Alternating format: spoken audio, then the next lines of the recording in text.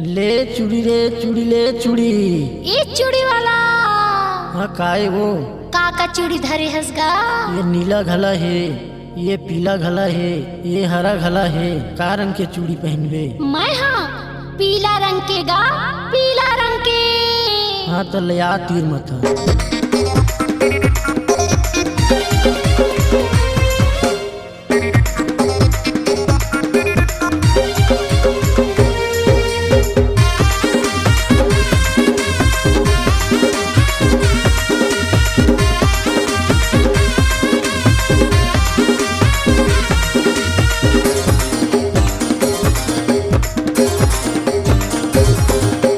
चूड़ी पहिरा देबे मोला, चूड़ी पहिरा देबे मोला, हरा हो चाहे पीला। धीरे धीरे पहिरावे तुरका टाइट हो झन ढीला। धीरे धीरे पहिरावे तुरका टाइट हो झन ढीला। चूड़ी पहना दे हूँ तोला, चूड़ी पहना दे हूँ तोला, पीला हो चाहे नीला। धीरे धीरे पहना दे हूँ बाई, टाइट हुए ना ढीला। धीरे धीरे पहना दे हूँ बाई, टाइट हुए ना ढीला।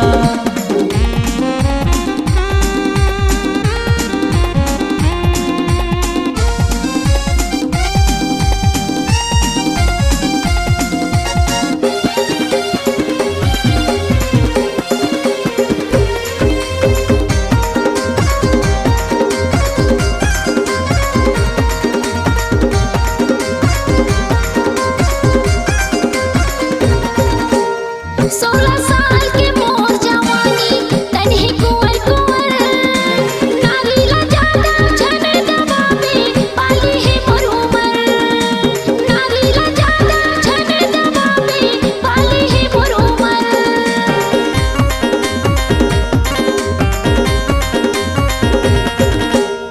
सोलह साल के मोर जवानी तन्ही कुंवर कुंवर। नारीला ज्यादा झन दबावे पाली है मोर उमर। नारीला ज्यादा झन दबावे पाली है मोर उमर।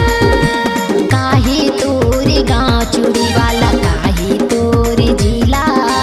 धीरे धीरे पहिरावे तुरका टाइट हो झन ढीला। धीरे धीरे पहिरावे तुरका टाइट हो झन ढीला।